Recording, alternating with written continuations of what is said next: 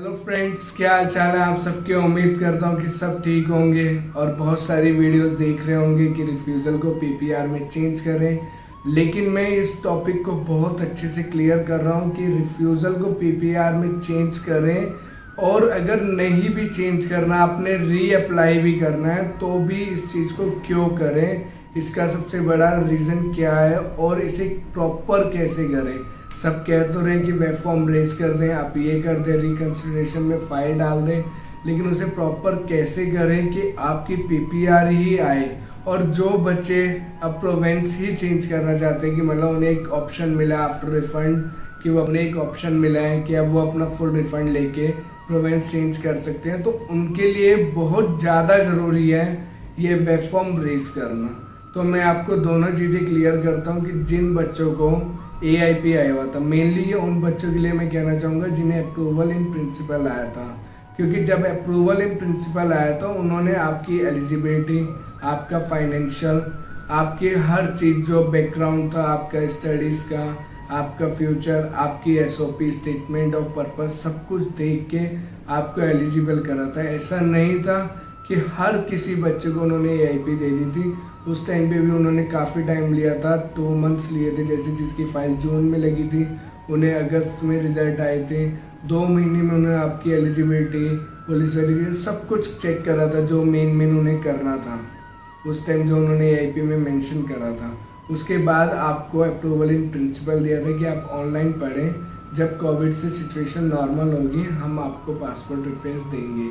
लेकिन अब क्या हुआ, जब मैं देख रहा हूँ कि 60 to 70% रेशियो रिफ्यूज़ल क्या है AIP वाले बच्चों का, और उस पर जो रीज़न उन्होंने दिया है वो कहीं से कहीं कोई रीज़न बनता ही नहीं। कल मेरे पास एक बच्चे से मेरा डिस्कशन और था, उसको रीज़न उन्होंने ये दिया कि जो आप स्टडी कर रहे हैं और जो आपकी स्टडी बैक में है, मतलब जो बैक में हिस्ट्री में है, वो स्टडी को देखते हुए लगता है कि आपको इस स्टडी की ज़रूरत ही नहीं है, जबकि वो बच्चा 1 साल स्टडी कर चुका है। तो अब उसका तो फ्यूचर ऐसा हो गया, ना इधर का ना उधर का। और उसके बाद जब उसने कॉलेज से बात करी रिफंड के लिए, तो कॉलेज ने भी सही से उसे कोई जवाब नहीं दिया, क्योंकि अब उस कॉलेज को फुल रिफंड करना है, क्योंकि उस बच्चे के पास रिफ्यूज़ल है। बट मैं ये चाहता हूँ कि आप उस रिफ्यूज़ल को पीपीआर में चेंज कर सकते हो। उसका एक बहुत ईजी प्रोसेस है, और मैं बहुत सिंपल वे में बताना चाहूँगा क्या है। आपको वेब फॉर्म रेज कर रहे हैं, लेकिन वेब फॉर्म के साथ मेल भी करनी है इमिग्रेशन को। और जो वेब फॉर्म रेज करना है उसमें सिर्फ ये नहीं लिखना है कि आपने मेरा फ्यूचर ख़राब कर दिया, ऐसा नहीं है। आपने जो SOP जब मेंशन करी थी, और एक चीज़ आप और नोट करें कि पहले ये हो रहा था कि जो SDS फाइल थी, जिन बच्चों ने पिछली बार SOP नहीं दी थी और अब सबमिट करी है, उनको रिफ्यूज़ल्स आई थी। लेकिन अब ऐसा है कि जिन्होंने पहले भी SOP सबमिट करी हुई है, अब भी करी हुई थी, जब दोबारा डॉक्यूमेंट रिक्वेस्ट आई थी उसके बाद भी उन्हें रिफ्यूज़ल आ गया, तो आपको उसमें पूरी स्टेटमेंट ऑफ पर्पस दोबारा से डालना है वेब फॉर्म के अंदर। एक PDF पूरी फाइल बना लें, साथ में अपना AIP ज़रूर लगाना, और जो स्टेटमेंट ऑफ पर्पस है उसमें आपने साफ ये मेंशन करना है कि मैंने 1 साल स्टडी करी, इस बीच मेरे साथ क्या क्या हुआ। आपने AIP दी, आपने ऑनलाइन स्टडी के लिए कहा। उस टाइम पे मेरी कॉलेज की पॉलिसी ये थी कि वो रिफ़ंड करेंगे अगर ऑनलाइन मेरे से स्टडी नहीं होती या कोई भी इशू आता है। लेकिन आफ्टर 3 मंथ्स कॉलेज ने अपनी पॉलिसी को चेंज कर दिया कि जब तक इमिग्रेशन जवाब नहीं देगी ना तो हम आपको रिफ़ंड करेंगे, अगर रिफ़ंड करेंगे तो हम आपका डिडक्ट करेंगे। उस वजह से मैं चुपचाप पढ़ता रहा। क्यों? क्योंकि मेरे को आप पर ट्रस्ट था। आपने मुझे अप्रूवल इन प्रिंसिपल दिया था कि हाँ आप एलिजिबल हो हमारे यहाँ पढ़ने के लिए। उसके बाद मैंने बायोमेट्रिक्स दी, और आपने मेरी पुलिस वेरिफिकेशन करानी थी या आपने नहीं कराई, वो आपकी मर्जी है। वो सब मेरा क्लियर आया जब भी मेरा GC पे अपलोड हुआ। इवन मेरा जो फर्स्ट ईयर का मेडिकल था वो एक्सपायर हो गया, और कोविड था, उसके बाद मैंने दूसरा भी कराया जो मेरा बिल्कुल ठीक आया, और वो भी अपडेट हो गया GC की में। तो उससे अलग मेरी ऐसी क्या चीज़ थी कि जो अब आपको लगने लगा कि मेरा स्टडी का रीज़न ठीक नहीं है या I will don't leave Canada, जबकि ये सब चीज़ें पहले थी जब आपने मेरे को अप्रूवल इन प्रिंसिपल दिया था। तो प्लीज़ मेरी आपसे एक हम्बल रिक्वेस्ट है, मैं कोई आपको ऑर्डर नहीं कर रहा, कुछ नहीं, कि हम्बल रिक्वेस्ट है कि आप मेरी फाइल को दोबारा देखें। और अगर आपको ये लगता है कि मैंने गलत कोर्स लिया था या मेरा डिसीज़न गलत था या मेरे कोई फाइनेंशियल इशू है, तो आपने पहले क्यों मुझे अप्रूवल दिया था। मैं आपको बताता हूँ कि 99% चांसेस हैं कि आपको PPR मिल जाएगी। और अब मैं सेकंड केस से अब बताता हूँ कि जो बच्चे वाकई में वे प्रोविंस ही चेंज करना चाहते हैं, वो वेट कर रहे थे कि किसी तरीके हमें फुल रिफंड मिल जाए, उन्हें क्यों वेब फॉर्म रेज करना है। क्योंकि जब आप एक वेब फॉर्म रेज कर दोगे तो आपके पास एक प्रूफ होगा, आप अपने आप को ये दिखाओगे कि मैं बिल्कुल सही हूँ।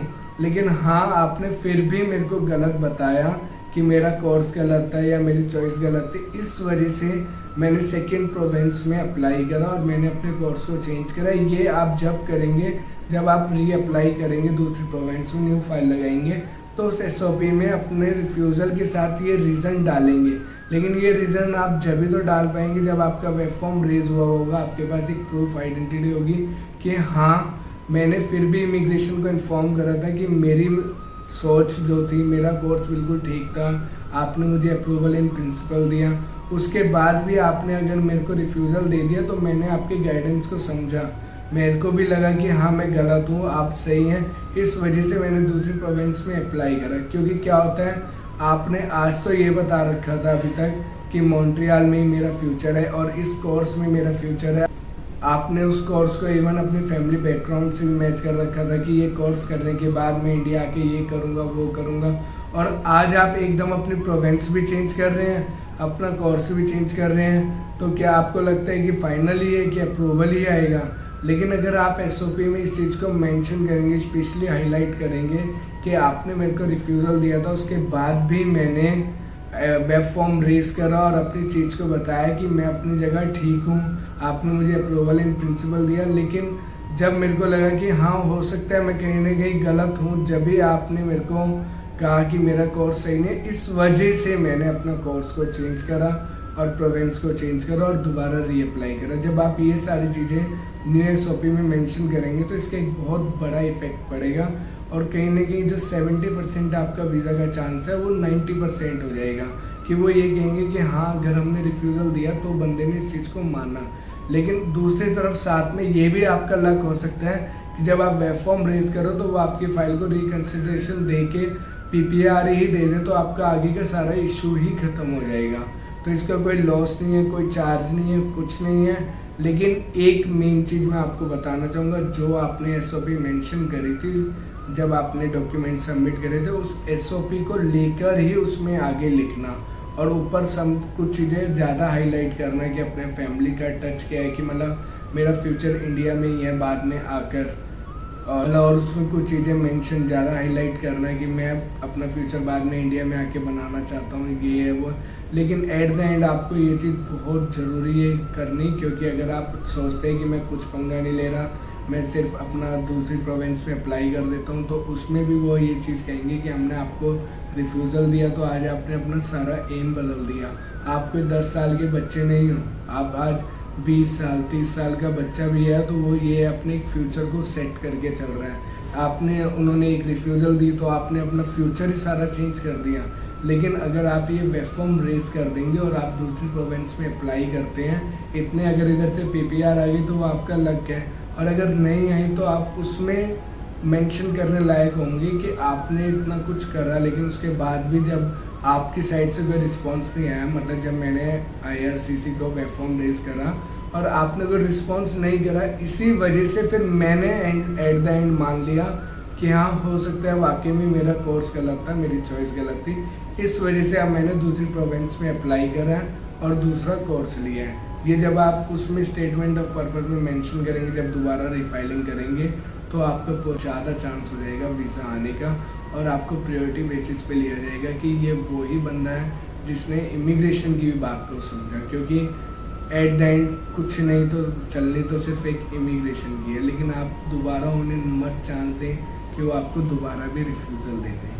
दोबारा रिपीट कर रहा हूँ, जब आप वेब फॉर्म रेज करें तो कनाडा और न्यू दिल्ली और साथ में मेल भी ज़रूर करें, एक अपडेट दें कि हाँ मैंने वेब फॉर्म रेज करा है। क्योंकि एक बच्चे ने वेब फॉर्म नहीं, और जब वेब फॉर्म रेज हो रहे हैं डे बाय डे बहुत वेब फॉर्म रेज हो रहे हैं। ये वीडियो मैंने अब जब बनाई है जब मैंने देखा कि काफ़ी बच्चों के रिकन्सिडरेशन के बाद PPR आ गए, क्योंकि मैं वो नहीं चाहता कि कुछ भी बोल दो और आप करने लग जाओ और उसका कोई रिजल्ट ना आए। मैं चाहता हूँ कि जब प्रॉपर रिजल्ट हो जब भी आपको बताओ, इसलिए एक दिन मैंने लेट बताया लेकिन जब रिज़ल्ट आ गया, मैंने वो रिज़ल्ट देखे, उसके बाद ही आपको इन्फॉर्म कर रहा हूँ। तो प्लीज़ एक वेब फॉर्म रेज कर दीजिए, सिर्फ आपके 5 मिनट लगेंगे। और दोबारा रिपीट कर रहा हूँ कि जिन्होंने रीअप्लाई करनी है और किसी प्रोविंस में लेना है, वो भी इसे रेज करें। और जिन बच्चों को लगता है कि हमारा बहुत ज़्यादा मतलब रीज़न उन्होंने कुछ हार्ड दिया है, तो वो सिर्फ वेब फॉर्म रेज ना करके, वो चाहे इसी प्रोफाइल में सेम हर चीज़ यही रहेगी आपकी, लेकिन आपको दोबारा फ़ीस पे करनी पड़ेगी एम्बेसी की, और आप अपनी फ़ाइल को दोबारा अप्लाई कर सकते हैं। तो उसमें क्या होता है, आपने उन्हें पे कर रहे हैं कि आप मेरी फ़ाइल को दोबारा चेक करें। जिस बच्चे को ज़्यादा डर है वो ऐसे भी कर सकता है। और जहाँ तक मेरा आइडिया 90 to 95% रिज़ल्ट पॉजिटिव आएगा। उनके पास बहुत ज़्यादा बल्क था फाइल्स का, तो उन्होंने अभी ऐसे नहीं तो वैसे मतलब जल्द से जल्द फाइल्स ख़त्म करने के चक्कर में काफ़ी रिफ्यूज़ल्स दिए हैं, जो कि कोई लॉजिक नहीं बनता, जिसका कोई रीज़न नहीं बनता। तो मैं दोबारा रिक्वेस्ट कर रहा हूँ, वेब फॉर्म रेज करें, और जिसे अपना ज़्यादा रिस्क लग रहा है वो दोबारा अप्लाई कर दे। सेम हर चीज़ यही रहेगी, सिर्फ एक एम्बेसी की फीस दोबारा जाएगी और वो आपकी प्रोफाइल को चेक करेंगे। इससे अलग अगर कोई भी इशू है तो आप मेरे से कॉन्टेक्ट करें। Thank you so much.